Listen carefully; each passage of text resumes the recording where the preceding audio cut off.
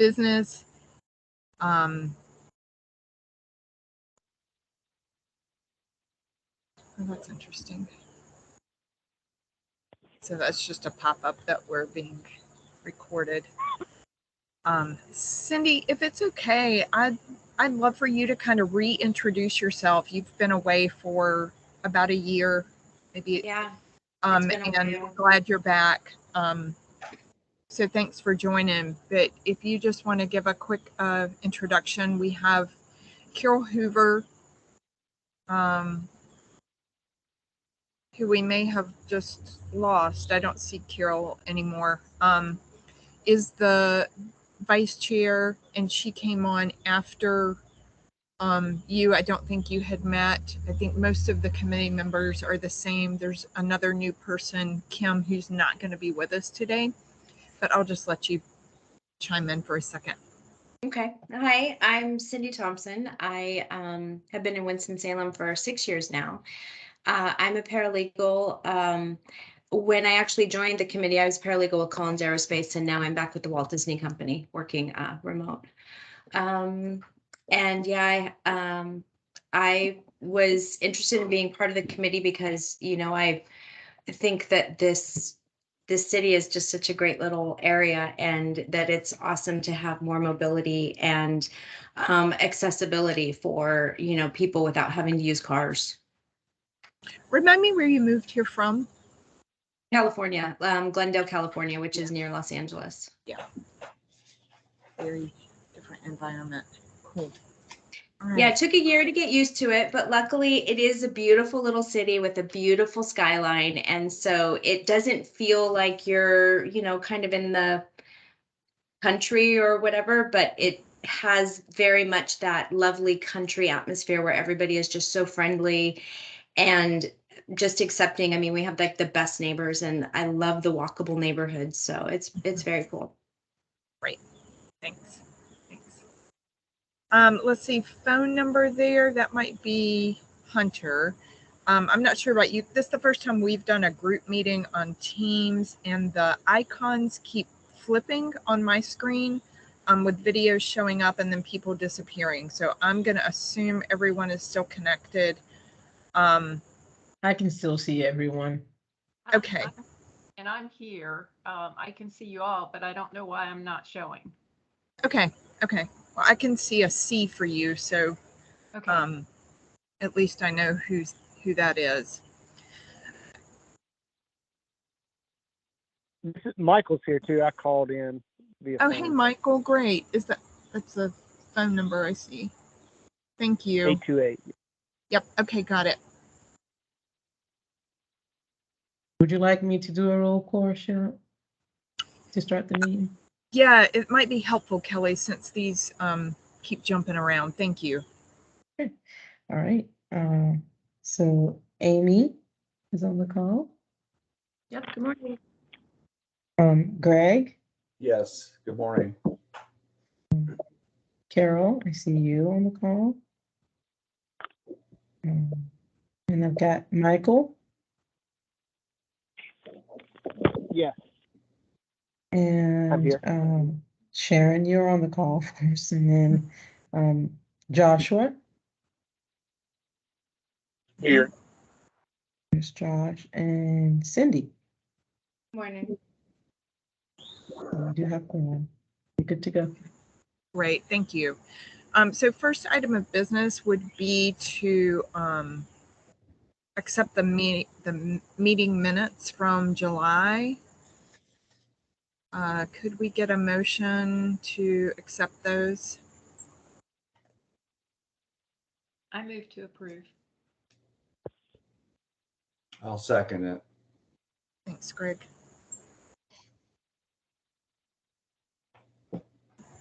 And again, for those who are just joining, Matthew is not with us today, so we have Kelly and Hunter as our staff liaisons, and Kelly is going to do the roll call for our vote.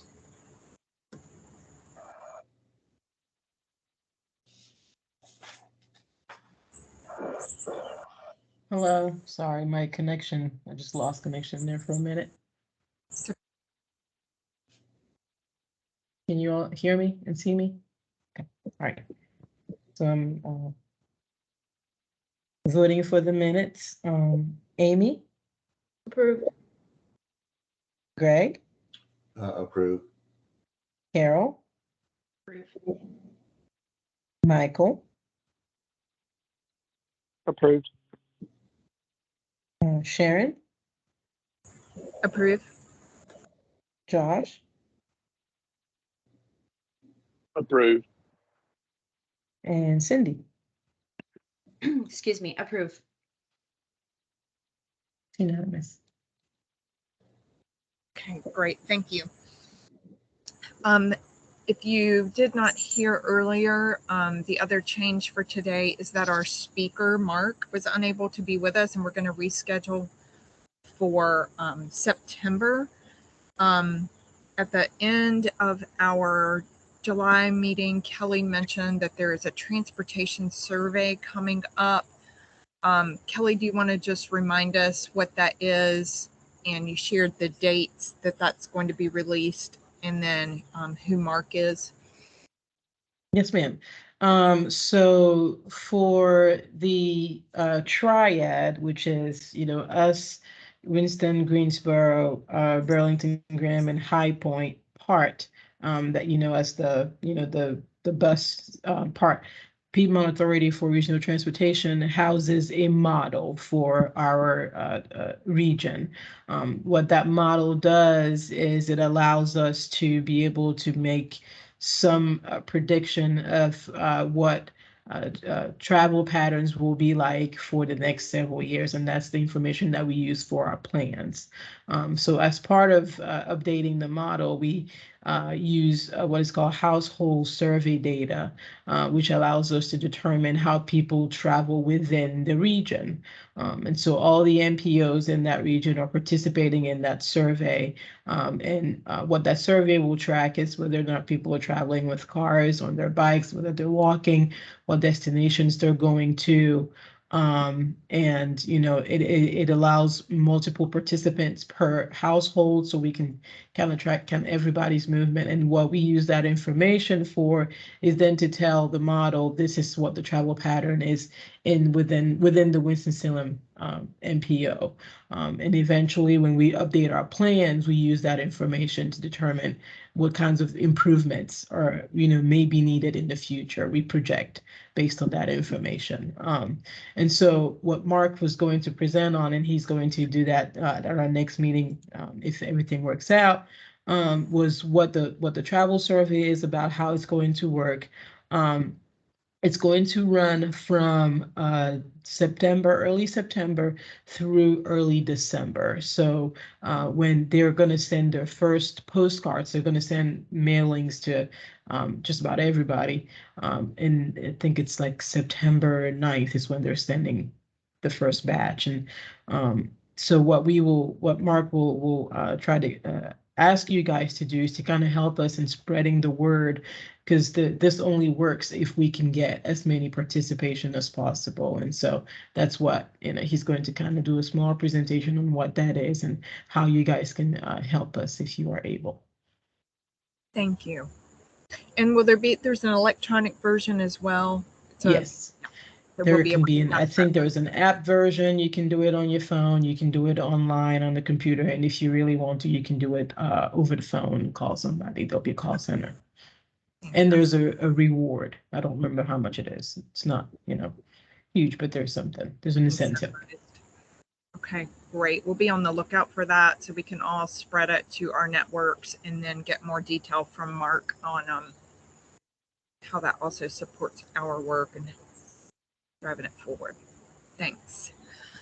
So moving into our discussion items on the agenda, we've spent the past couple of months following up on a presentation on the UDO, and I think now is a great time for us to ask for a couple of volunteers from the committee to work with Carol on really digging into some of the sections of the UDO reviewing those and then potentially bringing some recommendations back for updates or changes.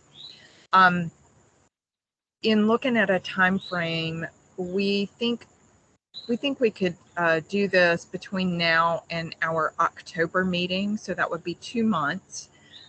So we're looking for a couple of hands raised to work on the sidelines outside of our regular meetings, just as committee volunteers to review the UDO and consider what updates or changes we might recommend from that. We have a couple of volunteers. Cindy? Yeah, I would love to help. Great. Carol, if you want to add anything to that. I think it'll take longer than 2 months. But we can get a good start on it. It could also be open, I think, to people not on the committee as well. So if you know of anyone that might be interested in working with us, that would be great. I am gone the entire month of September. That's why I think it might take a little bit longer. So we might be able to do a quick kickoff before I leave to kind of think through what may need to be done. And then get a good start on it. I guess if you want to jump into it in the month of September, that'll be fine, but really kick it off in October. And it probably would mean looking at other cities across the state of North Carolina, their UDOs, and determining what they look like, and then comparing those to ours. Yeah, I think from what I recall Matthew's conversation, we wouldn't be reviewing the entire thing, but there are a couple of sections specific to cycling and pedestrian that we could look at, and perhaps we break that out into chunks, and so there's a deadline and a volunteer to look at specific other cities, and then we can create a workflow and a timeline out of that. Yeah, we can probably have the workflow by October.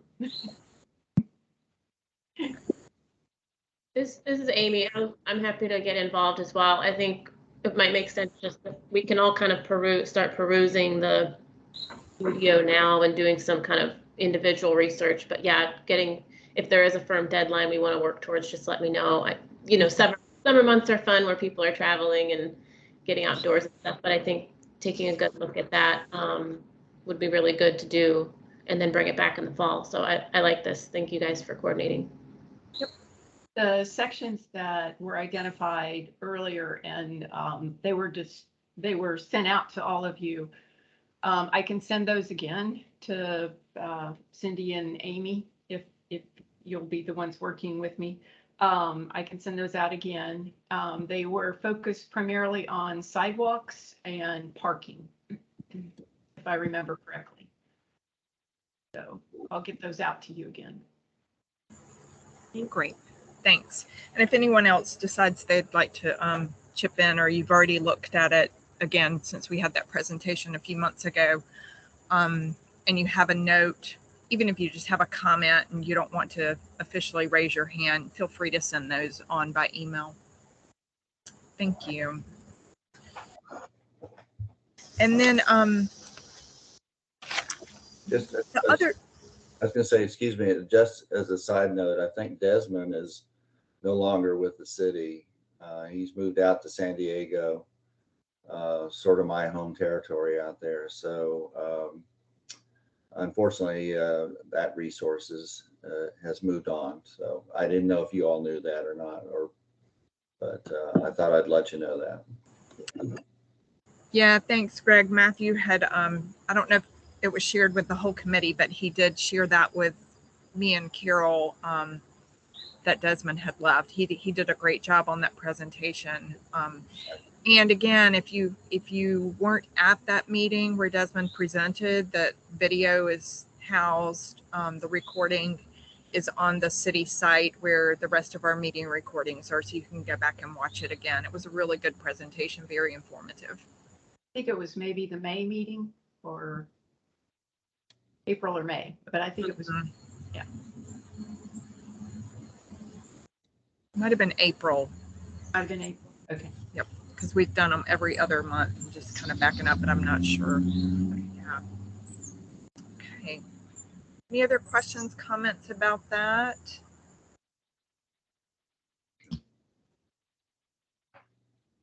Okay, great.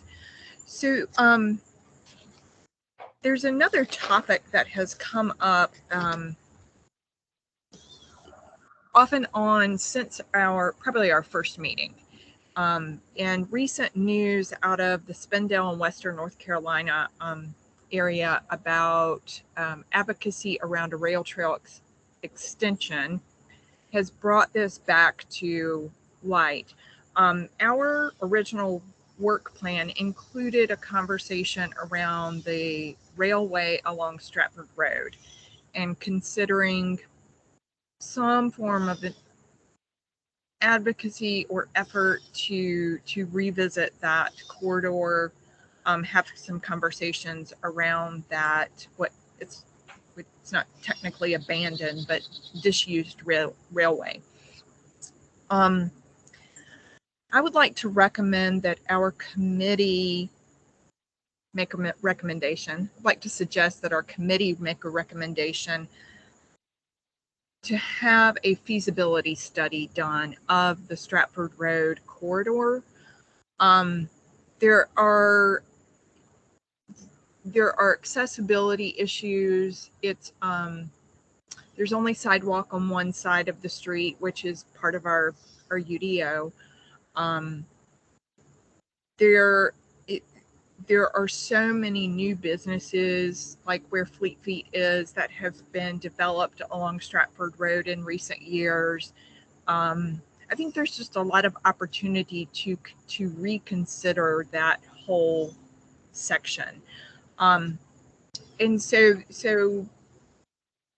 and part of that might be a new conversation with the owners of the railway. But I think the first step is to just recommend that the city consider a feasibility study of that whole corridor. Any questions or comments around that? What that would entail? General conversation. Go ahead, Amy. I was just going to say, I was trying to pull up quickly the bicycle master plan to see if one of the priority projects in there included any segment of Stratford. It does or it doesn't. I couldn't find it. I don't.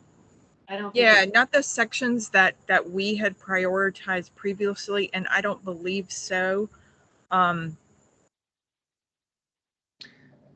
Because that would be an easy, alignment to say we've approved this master plan for this corridor. I think there are elements that point to the fact that that is obviously a great corridor for jobs, for retail, for just recreation, housing right there, obviously. I will say, as a person in organizing around biking, the two things I hear every single time I talk to someone about biking is we should turn Stratford Railway into a trail, and we have to fix the spillway on the Salem Great Greenway. Those are the two things that I hear every single time. So I think there is considerable public support for this. I think it makes a lot of sense, and I think this is a really good opportunity for our committee to really kind of push and say, how could we make this work? Maybe if it's just for certain segments, and maybe if it looks different in different places, but I love the idea of us kind of really pushing to ask about the feasibility, especially now that there's more technology around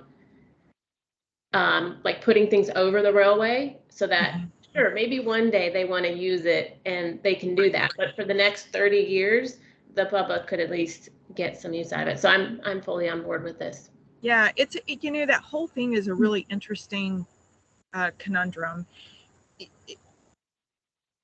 Apparently, the laws in North Carolina are different when a railway is no longer in use in other states that property transfers to public domain. It does not work that way in North Carolina. There have been some past efforts to reach out to Southern Norfolk, I think is the name, and they've basically not responded. There's been some differing opinions among city council members around the potential of that railway. But there's new conversations happening in Greensboro, where Southern Norfolk is actively engaged in supporting some transitions of an old depot there. And then with this revival conversation up in Western North Carolina, I just think the timing is much better right now. And as you mentioned, there's considerable public support. Even when the city announced like COVID relief grant funding on their social media, that was what people said. We need to transform that railway on Stratford Road into some form of pathway, multi-use pathway. But then there's some other say issues, but concerns there as well. Crosswalks and the way public transit has to use that corridor, and just general accessibility issues. So I agree. I think time is ripe, and it could be going really into like public transportation using that corridor and crosswalks. Like right now, it's a major safety issue because the bus stops are on the side with the train tracks, and people are just randomly crossing Stratford anyway, and then sitting on plastic crates or on the rail waiting for buses. Yep. Every time I drive down there, and I've worked off Stratford Road in various office buildings multiple times over the 20 some years that I've lived here, almost 30 years. It's a nightmare. It really is. Yeah, I see it every day. If I take my car to the AAA right there for service, and I always walk down Stratford while it's being serviced, and it isn't very pedestrian friendly. Even the side that has the sidewalk doesn't have a sidewalk on the entire side. Right. Yep, and people use the train tracks as a sidewalk. So like Carol had looked at the crash data, there aren't that many compared to other areas of the city. The crash data is lower, but I think it's because people are walking on that railway because that's where they feel safe. And yes, it can at least goes all the way through. So I'd love to have, if all are in agreement, I would love to have us make that formalized, that we recommend that the city consider a feasibility study of the Stratford Road corridor. Are you adding an action item, Sharon? This is just for procedural purposes. I am adding an action item. And I guess like we did in the July meeting, we need to first vote and approve that we would add an action item. Correct. And then we would ask for a motion and vote to approve the actual item. So if I could first ask if someone would make the motion that we add an action item to the agenda, that we would consider a feasibility study of the Stratford Road corridor. I'll make that motion. I'll make that motion. Was that Greg making the motion? Yes. Okay, and second? I'll second the Cindy. motion. Okay. All right, I'll call the vote. Amy? Yes. Greg voted yes. Carol? Approve. Michael? Yes. Sharon? Approve. Josh? Yes. And Cindy voted yes. So it's been added. Okay, thank you.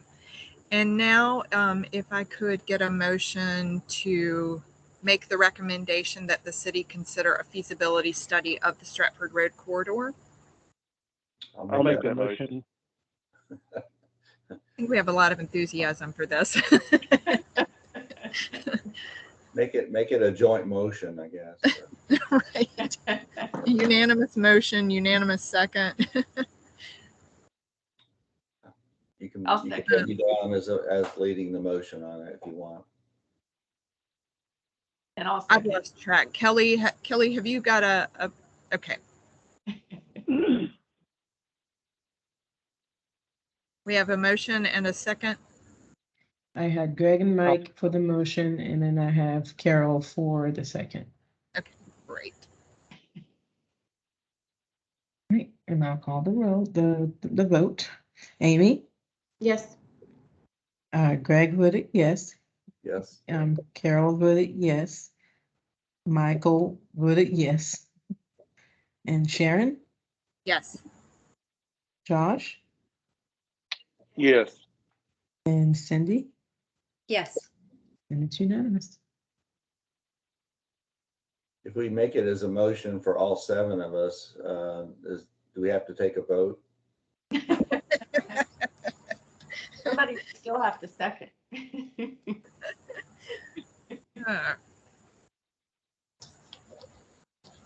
Okay.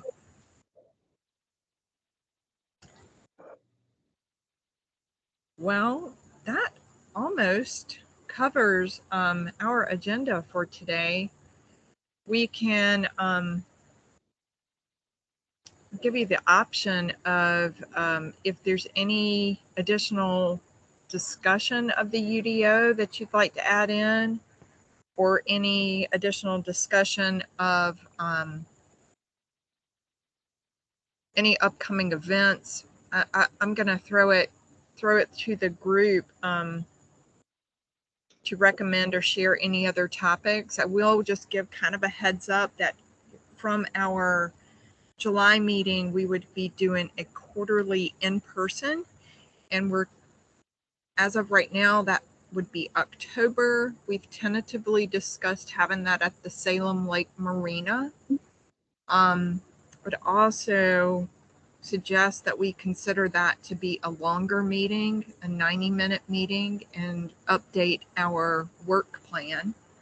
So any thoughts, comments on that? Is that going to be difficult to televise or to record in that remote location? That's my only question. Yeah, I think we're going to run into that in several of the available meeting spaces. I don't know what Salem has in regards to technology. Kelly, do you know? I don't think we'll be able to do a live like we usually do, but we will just record it like on our little recorder and take the minutes and share that with the public. Thank you. Public would be invited to attend in person with us as well. Matthew has actually talked to the marketing team about advertising our meetings on social media. Mm-hmm. So I think he mentioned that may happen for our September meeting. So I know it definitely can happen for the October meeting. That's great. I think regardless of whether anyone joins us, it's a really great reminder that we exist, and keeps us top of mind, gives folks a place to direct questions, comments, and recommendations. Sure. I have a question because I haven't been involved for a while. I've noticed the parking changing downtown where you have to have an app. It's our minimum parking, and it seems like some company has bought up a lot of parking. Has that ever been discussed, or is anybody aware of that? I don't know that it was discussed here. I can take that. But we have noticed that it's not a city. It's not something that the city owns or maintains. It's just some company that, like you said, bought up a lot of space, and we have little to no control over what they're doing. So then like street parking that's metered, that's not touchable because that's city parking or is Yes, street? yes. Okay, okay. Yeah, if you guys haven't been downtown to park lately, I know a big uproar is that little bar on Trade Street that's been there forever. It's like a little row house. Whoever owned the parking lot next to it, that's one of the ones that was sold off. And it's an hour minimum parking that you have to buy, and you have to download this app, and it's pretty expensive and pretty crazy.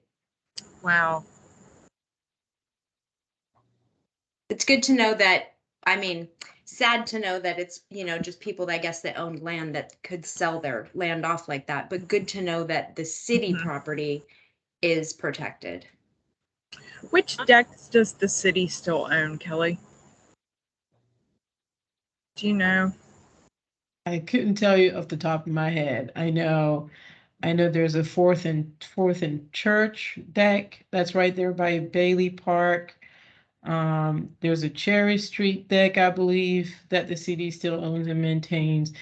There's one right by City Hall, and across the street also from what's that hotel by the municipal building? Embassy Suites or Marriott? No, it's further on where where you pay your water bill, where Bryce Stewart is. Yeah.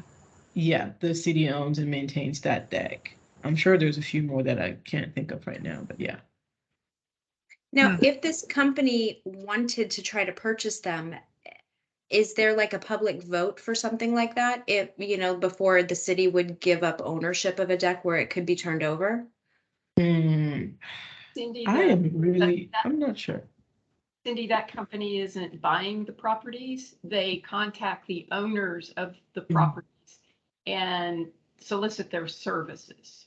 So the company gets a cut, but the landowners look at it and say, wow, this is a great way to make a lot of money, and I don't have to do any of the management because it's all done virtually. And it's a national phenomenon. If you travel to Greensboro, same thing is happening there. If you travel down to Curry Beach, same thing is happening there. Everywhere where there's available parking, and it's a company out of Florida is the one that I see most often that is doing this. Okay. So it's a national phenomenon. Okay. Yeah, it's not just us, unfortunately. I will share one example though, because I'm familiar with the folks over at Fiddle and Fish Brewery, and they have a small internal lot there that this company, you know, the landowner said, sure, yeah, I want some extra profit from the parking. Well, there was a big backlash from customers who were like, this is extra hard to come and patronize your businesses. So they reneged or whatever on that partnership, and now it's back to just public parking. You can come and go. So there are opportunities, I think, for the public to maybe weigh in and apply pressure to those owners to say, hey, like, but yeah, that was my experience too, was that it's not necessarily the land ownership changing, but just those owners deciding they wanted to partner with that other company. And, you know, Sounded like a good idea. Yeah. parking is always going to be an issue as long as everybody wants to drive everywhere. So we have to kind of think about tackling that in other ways. And one other thing, not actually putting out a formal motion or proposition, but one thing I think would be good to investigate is some kind of downtown circulator, preferably free, because a lot of cities that I love to travel to and can easily get around have some kind of downtown circulator that you just hop on. You could park at a faraway deck and then get to wherever you needed, or, you know, it's just a rainy day and you don't want to try to walk 7 blocks, you just hop on. Something like that would really, I think, improve our downtown environment for people who are working there, for people who are just coming and traveling. So, and it would address that parking thing, because everybody always wants to park, but maybe parking would be less necessary if it was easy to kind of float around town. So I'm just throwing that out there. You know, we had that for a short time in downtown. While I was the executive director of Associated Artists, we were at the corner of 4th and Cherry, where the Washington Perk location is now, in the Chatham building. And for just a couple of years, it seems like there was a trolley that circulated downtown, and at lunchtime, super popular. Carol, I guess you were at Wachovia Yeah. downtown during that time. Yeah, it was actually longer than 2 years, but the trouble was maybe it was before its time. Yeah. Possibly, when parking was more readily available. And the ridership was just so low that they finally gave up on it. It looked like a trolley car. It was painted red. It was a bus, but it was really cool, and people could hop on, go to lunch somewhere, come back. And It ran a downtown circuit. Ran in the evenings. was it fair? Down- I think it was, free. It was Yep. free. Just hop on, hop off. Awesome. and may have been owned and operated by the downtown partnership. I'm not I don't sure. remember if it was the city or if it was downtown partnership, but yeah. Yeah, it was awesome. I believe those are the trolleys that the Triad Eco Adventure now owns. Oh, really? Yes, Michael, I think so. Yeah, they look the Thank same. That's right. Huh. Okay. Any other updates or? I wanted to bring something up to our committee for something that I've worked on for multiple years, and Amy's heard me spiel about this a little bit in the past, but I'm on the Creative Corridors Coalition board, and two projects that are definitely transportation related, but pedestrian related and safety related that seem to be stuck in the mud. And the two projects are the multi-use path that's supposed to be built along Salem Parkway from Baptist Hospital to the Strollway. And it has taken forever, and I'm not sure what the delay is, but it's taken a long, long time to get that off the ground. The basic infrastructure is in place for bridges and the underpass under the pedestrian tunnel underneath Peters Creek Parkway, and some other little tiny segments are in place, but the overall path, which would be over a mile long, has just not been under construction. I think the basic right-of-way is there. Excuse me. But that's the first project, is that, it would provide a nice pedestrian bicycle corridor from Baptist to downtown. It's been funded, it's been designed, it's been the basic infrastructure in place, but it is just stuck. And I'm wondering, or I'd like to maybe make a request that our committee also send a message or some sort of a resolution or a motion to Aaron King, our assistant city manager, or to Lee Garrity, the city manager, that to find out what's going on and to reinforce our support for the project. I think I can answer, if Matthew was here, I think he could answer in great detail, but I believe it is in process. There were portions of it that were designed.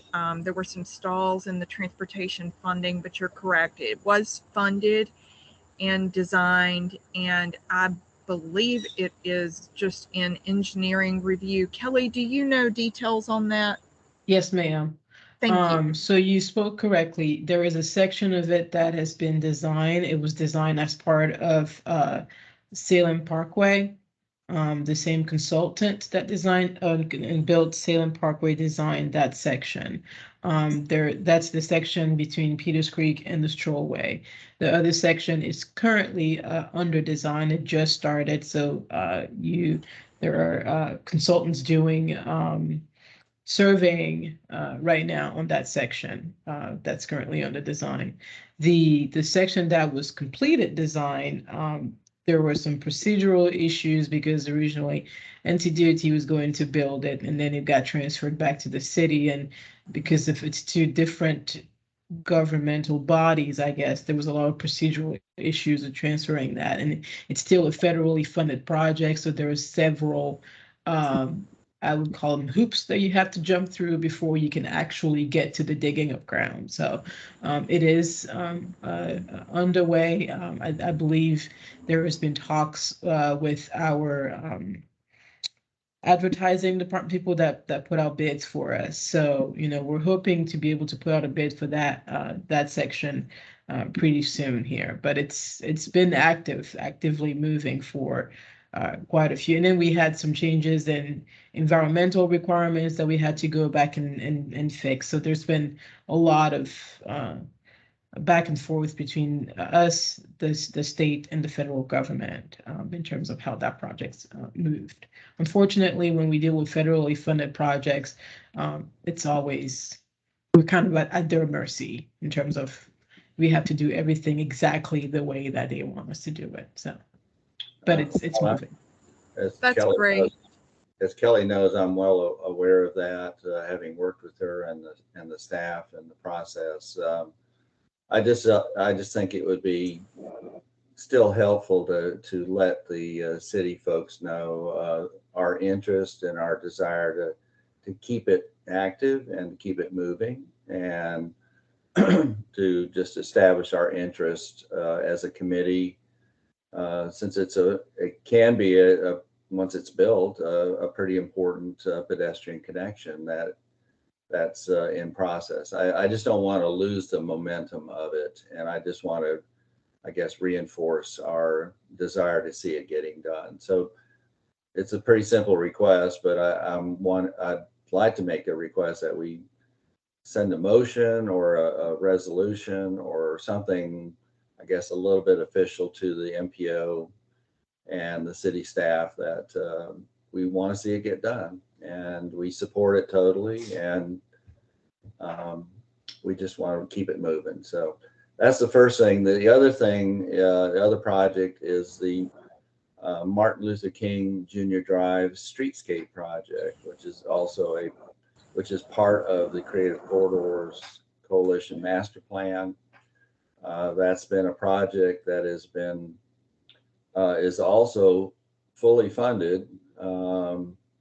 Has had designs done for it, is, I guess, still moving forward, but it is on a snail's pace. I guess Kelly could probably give an update on that too, but it has pedestrian components to it as far as the sidewalks, as far as pedestrian crossings, benches, and other elements, other amenities that would be important and valuable for the East Winston community. So I don't want to lose track of that.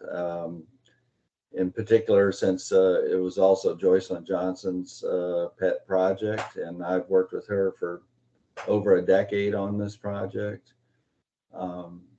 And before I totally lose all my hair, I'd like to see it get put on the ground and get built, because I think it can be an important, I guess, starter for redevelopment and just bringing equality to the East Winston community, that they have a quality corridor that's pedestrian friendly, attractive, and is compatible with the desires of the community. And I just hate to see it again. I just hate to see it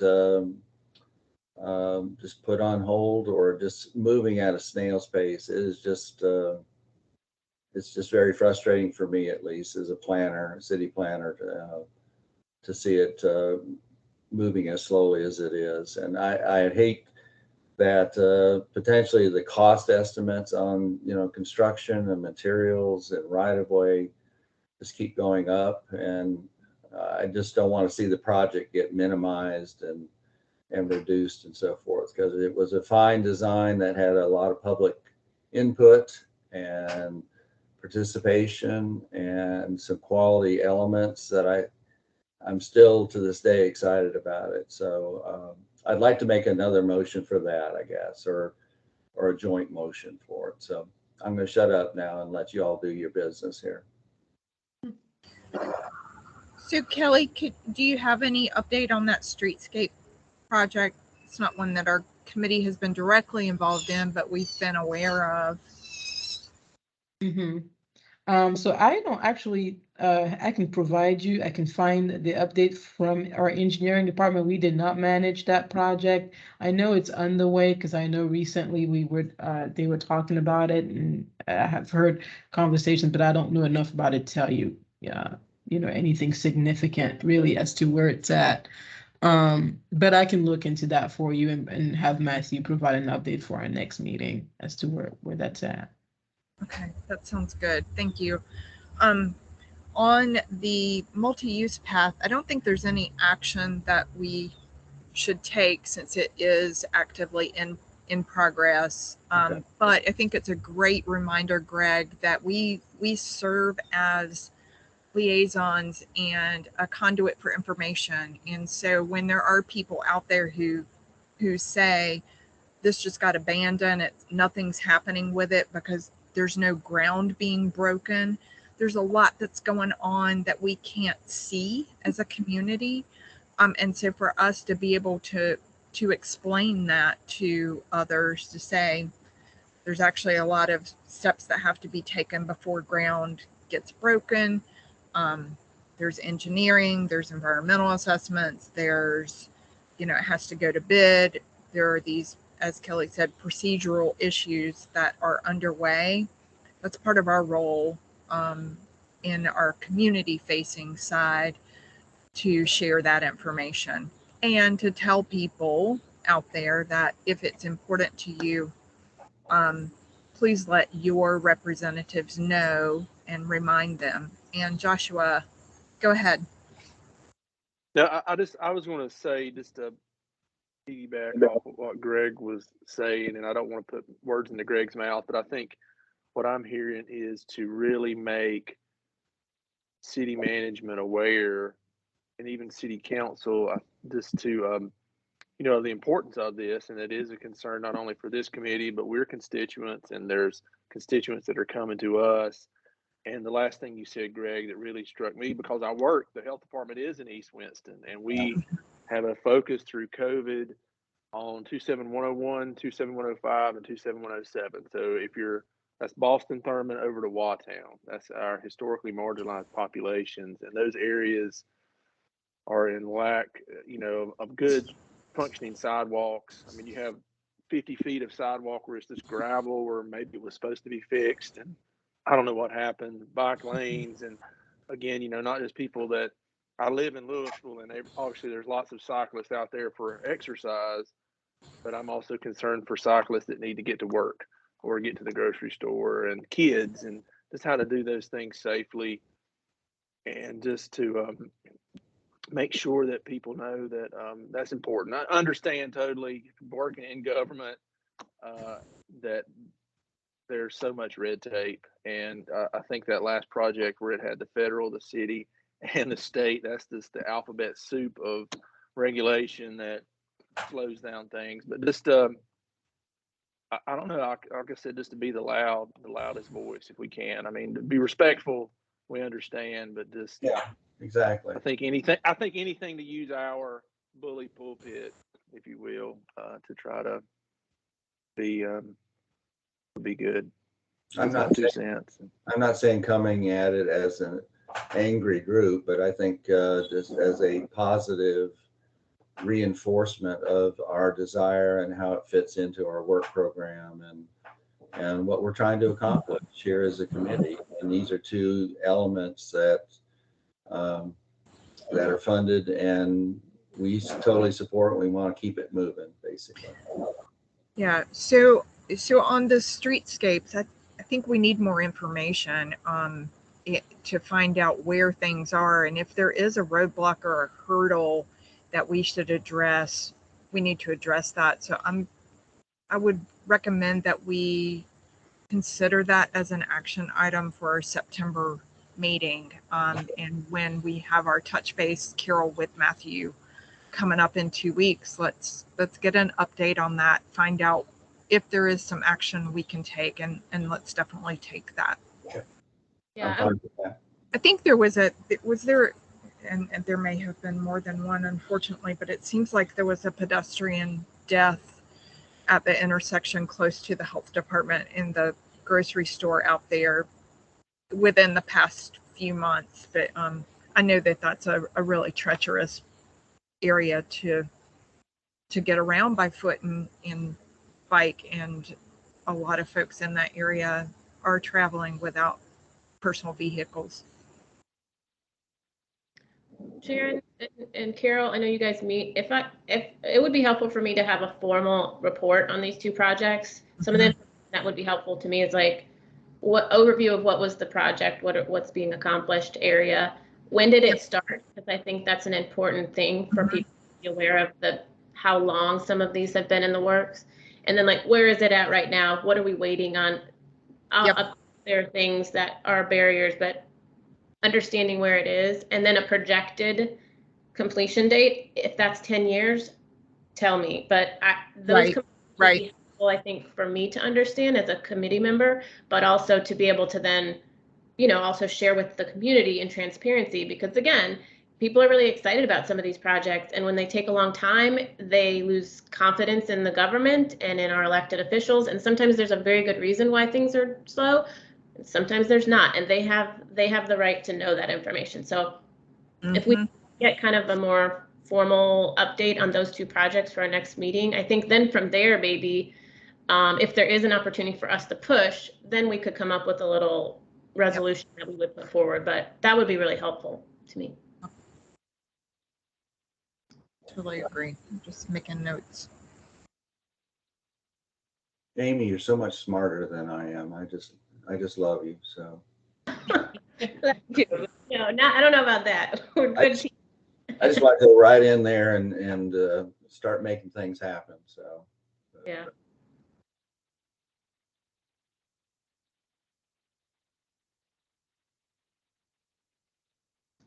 I had just one other question. If someone could, I should know this of all the years I've been involved, but if someone could give me a list of where we have bike or ped counters. I know there's a couple, like one's on the Strollway, there's one at Salem Lake, there's one on 4th Street. I think there's another location. I thought maybe there was one on the Long Branch Trail somewhere, but if someone at some point could direct me to where that is, or just send me a quick list of where there are ones. Because one thing I would love to consider in the future is putting more counters out there. And you guys all reminded me of that with the survey discussion earlier. I mean, just thinking about like the Long Branch Trail, how many hundreds of people are there every single day, rain or shine? That's really good information to kind of tell the story of how often these places are used and how having more could be beneficial and all that kind of stuff. So if there's a way, that'd be perfect. That again, we're just giving all kinds of things to Matthew today, but there's a technology update with some of the counters. Kelly, if you know more about this, or something. Matthew's looking at a new type of counter. Carol, do you remember the details on this? Yeah, actually, I was in Carmel, Indiana a few months back and saw these wonderful counters that are on the Monon Trail, if anyone is familiar with the Monon Trail. But they were fabulous. I took pictures of them, thought that they were really cool, came back, shared them with Matthew, said, can we get some of these on some of our more highlighted trails? And he actually has even looked into the cost of those. The cost of a large one is about $30,000. The cost of the smaller ones, which aren't quite as visible, but still would, be there and show the actual count when people go by. And that one runs about $20,000, but they were fabulous looking. So I think it is something that we can put out there. I don't know where our current counters are. I have not asked him that. He has mentioned that to me, and I think he shared some numbers with us not too long ago, which would be great to get those numbers and share on a regular basis to the committee. The one for Salem Lake, I think, was around $240,000. 240,000 was the count. And I don't remember the time period. I'm sorry about that. But we have some good numbers out there. And probably Sharon had suggested maybe a quiz at an upcoming event or something like that, where we could have a prize for the one that gets the closest. But yes, that is something that I think would be invaluable for us to. Yeah, and I wasn't thinking of the display boards. I was thinking there's a technology update from the actual counters. We have some that are permanent, Yeah. and some that move around. They're provided by or connected to the Department of Transportation, and it seems like there is a technology update or a device update that's coming with those. And I can look back through my emails, but I'll add that for September as well to get an update on where those locations are, which are permanent, which move, and how we can access and share those numbers. I think it's great social media fodder for the city marketing team to use. As Carol mentioned, to say, how many people do you think ride or walk on this trail every year, and get people to answer. It's a good engagement tool to use if we have a table at future events, to get people to approach the table, since that was kind of an issue at the Environmental Alliance Fair as well. Okay, we are at 10 o'clock. Can I mention one more thing? Sure. I have a meeting set up with a couple of individuals at Winston-Salem State on Wednesday or Tuesday, August 16th from 12 to 1. I'm meeting with two people from Winston-Salem State to talk about bicycle-friendly university. It's not really under our umbrella, but I believe that the more bicycle-friendly institutions that we can have in Winston-Salem benefits everyone, from a health, from a eco space, whatever. So I'm not really speaking for the committee, just trying to get some interest out there for it, get some awareness of the program out there for it. And if anyone would like to join me, please let me know. I think it would be a good discussion, and there's probably benefit in more voices than just one. So let me know if you're interested, and will join me. Thanks, Carol. For those not familiar, the Bike Friendly City, Bike Friendly Business, Bike Friendly University, those are all related programs. There's some benefit if we have a designated Bike Friendly University that kind of adds points to our Bike Friendly City designation when we reapply. And I think we do that in 2023, that we're hoping to reapply and hopefully move up a level. So that's what that is. Okay. Thank you all. This was great conversation. Sometimes things change for a reason, and I'm glad we had more time to talk and discuss these topics. We've got some great agenda items for September. And again, if you have questions, comments about the UDO, get those to Carol. That's all I have. We have the Cycling Classic coming up. I'm sure Michael is still looking for volunteers, so connect with him on that. Anything else? Please do. Please do. Is that? Tell your Yeah, friends. we got a lot of people. So yeah, we definitely, anybody that would be interested, would be great. Sounds good. Thank you, Sharon. Thanks, Thank everyone. you. Bye. Have a great rest Thank of your you. week. Bye. Bye. Thank you, Kelly. Thank you, Hunter.